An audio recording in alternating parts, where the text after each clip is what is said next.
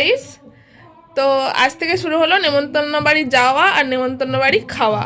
ঠিক আছে, তো আমি যাচ্ছি নেমন্তন্ন বাড়ি, আর সেখানে কি হচ্ছে তোমাদের দেখাচ্ছি।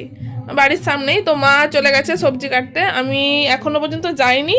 এই যে যাচ্ছি, গিয়ে দেখাবো কি কি হচ্ছে না হচ্ছে। ঠিক আছে, এতক্ষণ ভাগবত পাঠ হবে, রাত্রে খিচুড়ি খাওয়া, সব কিছু তোমাদের সাথে শেয়ার করব। ঠিক আছে, টাটা।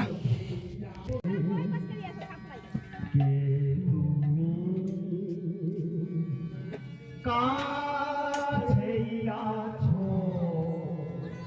তবু জানি না কে তুমি।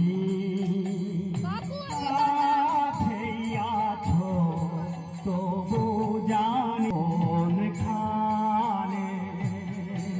কাছেই আছো